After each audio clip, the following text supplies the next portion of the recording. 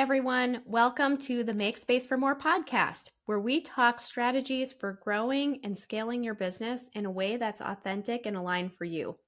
I'm your host, Melissa Swink, and in today's episode, we are going to address the two elephants in the room when it comes to growing and scaling your business with systems and team. Those elephants, you want to guess them? Are you ready? Time and money. These are two big resistors when it comes to investing in our companies and growing them. So with that being said, I have a question for you, and be honest with yourself. Does the idea of purchasing and implementing a new software or system or hiring help rank right up there with getting a tooth pulled at the dentist? We're like, oh, I don't want to go through all of that process. I don't have the money for that. Maybe tomorrow, or I can go a little longer with what I have. There's a lot of resistance when it comes to especially investing the time and money to growing our businesses. So in today's episode, I'm going to address these, especially when it comes to the hesitations that held me back and many others back from growing and scaling our businesses with systems and team.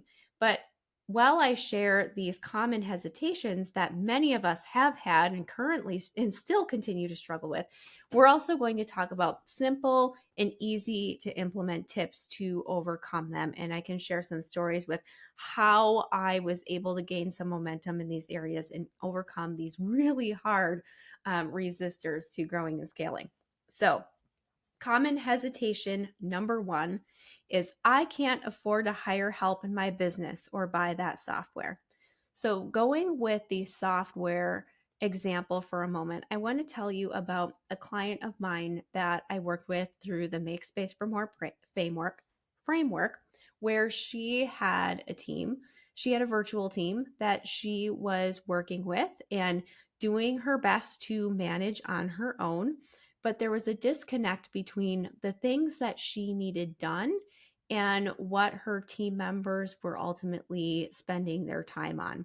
And they had a lot of meetings to try and get everybody on the same page and make sure that everyone was aware of the deliverables of what needed to happen that week.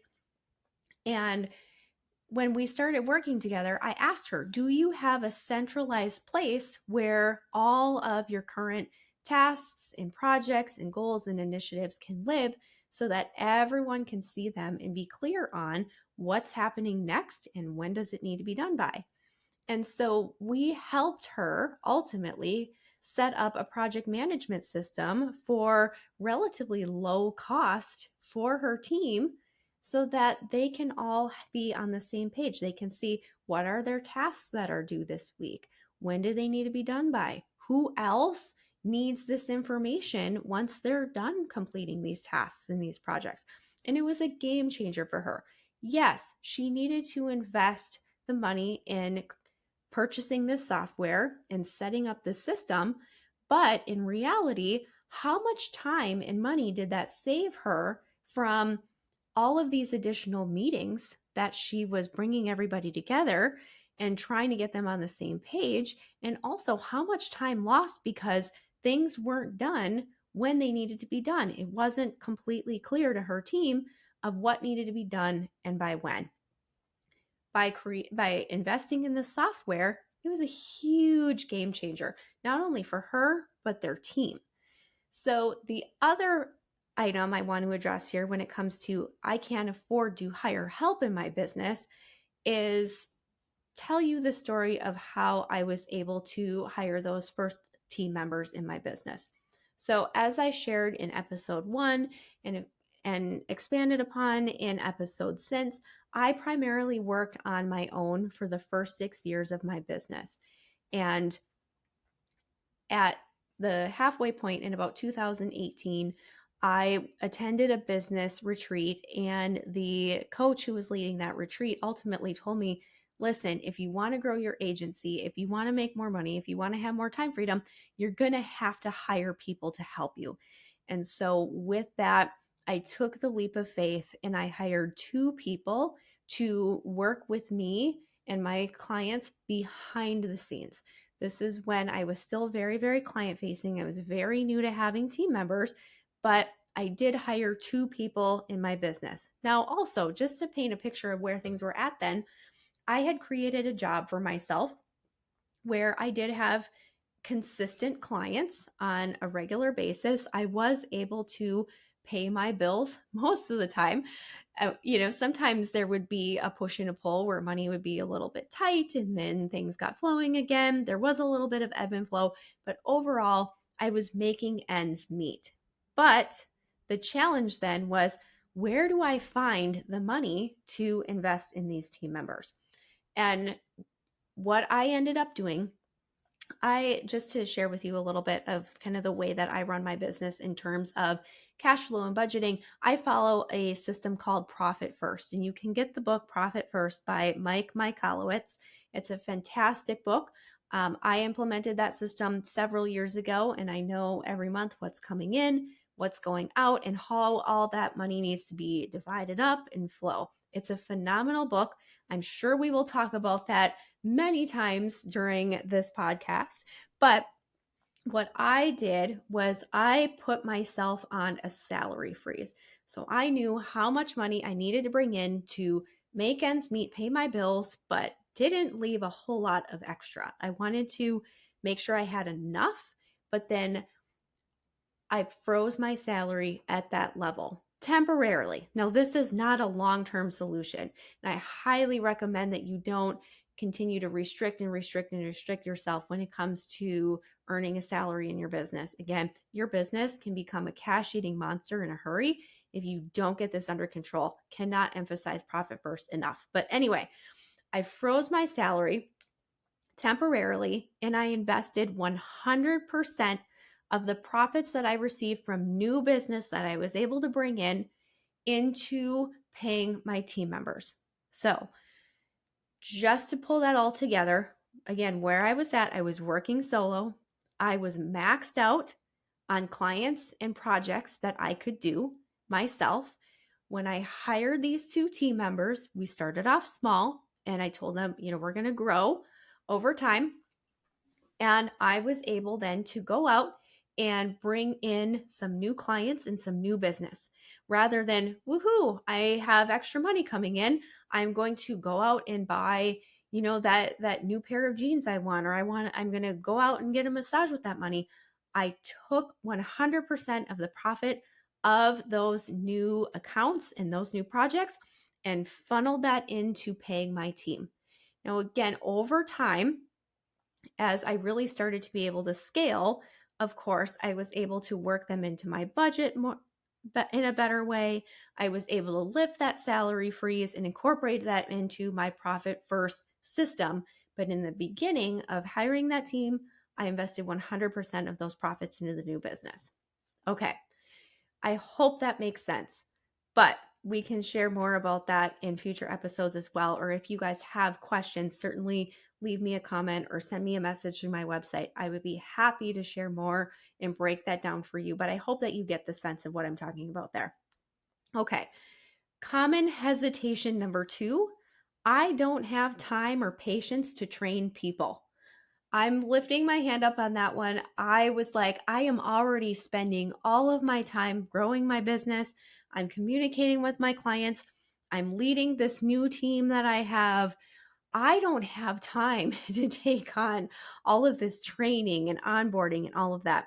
And I want to share with you the story of a tale of 2 business coaches. I call it a tale of 2 business coaches. When I was about 2 years into owning my business, I had my daughter. My daughter was born. Prior to her being born, that summer, she was born in November. That summer, I invested in working with a business coach to get my business maternity leave ready. So again, I was a solo business owner. I was working with a virtual assistant with a variety of clients, but I knew that I was going to be taking some time off. And so what he had me do during that summer was create a manual of all the things that I was doing in my business so that I could hire some temporary help. Now, I ended up having an intern. She was a college age intern and actually my mom. helped during my maternity leave. That was that I should say those were the very first team members that I ever had, and they were able to cover for me for a couple of months. And I did a couple of things during that time as well. There are a few creative writing things that I couldn't hand off to them. But anyway, I spent that whole summer creating a binder of step-by-step written instructions of how to do each recurring task for each of my clients and some of the overall global business tasks that needed to be done as well. I can tell you it took many, many hours. It was tedious. I hated doing it.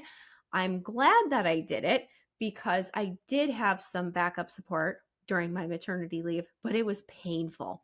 And so when I got back into the swing of things and got back into the business and again continued to reach my capacity and was limited to the growth of my business based on the amount of hours that I had available. And I attended a business retreat in 2018. And the business coach who was running that said, you need to grow your team. You really need to start hiring people.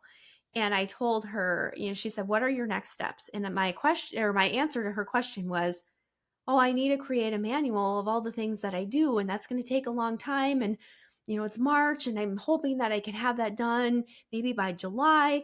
And she looked at me and said, you don't need to start there. She's like, you just need to get a clear idea of the type of work that you need to hand off. You need to find people who have experience and skills in those areas. And then you train them and they document the process alongside you as you're showing them. And my mind was blown. I was like, how many hours did I waste creating a manual back in 2014 when I was preparing for my maternity leave, when all it took was having somebody else sit with me so I can train them and they can document the process. Now, of course, after they documented those processes, I reviewed it and maybe made some corrections, some tweaks, but then they had that process built out. I didn't have to do this myself. I think a lot of us, and I'm talking to myself here as well, imagine that in order to hand something off to somebody else, we have to have it wrapped up with a bow and serve it to them on a silver platter. Like, here you go. Please do this thing for me from here on out, which in reality, we don't have time for that. The other thing that I wanted to share with you, of course, since those early days of documenting, like literally documenting on a Word document of the steps and, go to this tab and then open this and then click on that. Now our team uses a system called Loom, Loom. Many of you have probably heard of it, where we can record like basically screen share videos and talk through a process. So, for example, if I'm handing off to my assistant, here's how I need to invoice this nonprofit client, I can walk through and actually do the work of invoicing that nonprofit client, record myself doing it, explaining the steps, and hand that off to her. It is so much more convenient because I am getting work done. And it also is a much easier way for her to receive that information, follow it along, and be able to do the work on my behalf. I can tell you that training other people does not have to be hard. The other tip that I have here, and I want to emphasize this, is to hire an experienced person who has the skill sets for what you're looking for. Don't train. I'll take a step back. Understand that if you are hiring a brand new person with no experience and it's an entry-level position, you will need to invest more time in training them. And if that's what makes sense for you and where you're at in your business and you have the time and you have the patience to train somebody from the ground up, great. For those of us who are stressed for time as it is far easier to hand off tasks to somebody who's experienced, where instead of training them how to do all the things, it's more or less showing them, here's how I do this, or here's how I approach this, and they're able to follow along with that. So I hope that that is helpful. Okay, so common hesitation number 3. If I make more money, I'll have to pay more taxes. And I'm kind of chuckling about this here. So I realized that this one is less obvious than the other two. But the truth is that I certainly had this, and I have talked with so many clients over the years, especially working with them in the Make Space for More framework, that there is a fear of, if I make more money, I'm going to have a bigger tax bill. Which, we say, God, I want to make more money, but please don't make me pay more taxes. It doesn't work. And so we have this inner conflict. And so I can tell you that for many years, I knew exactly how much profit my business could show, and what that translated to in terms of what my taxes were going to be. And there were years that I hovered around that level. And it was interesting because even though I had income goals, I had sales goals, and I wanted to grow, I also knew where that line of safety was in my own head. The key is in my own head. So I knew, like, oh, if I make X, then I'll only have to pay Y. And I had like this safety zone, which is really, really weird. But here's how I overcame that. And I mentioned this earlier, is profit first. Again, incorporating profit first into the way that I manage my business finances and our budget. Again, I know what's coming in. I know what needs to go out. I know how much I can pay myself. I know how much I need to set aside for taxes. Also mixed in there is, budget for my team. There's also a business savings account, basically. And there's also the expenses of software, maybe business coaching, things like that, to make sure that everything is well balanced out. If you follow that system, or if you find a system that works for you, where you know that a certain percentage of your income needs to be set aside for taxes, and if you do that consistently, you won't be limited by that fear of paying more taxes.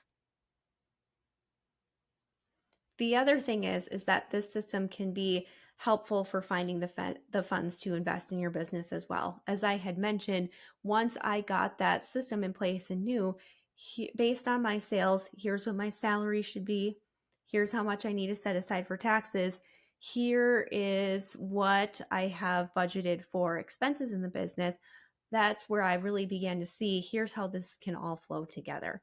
So again, have a plan.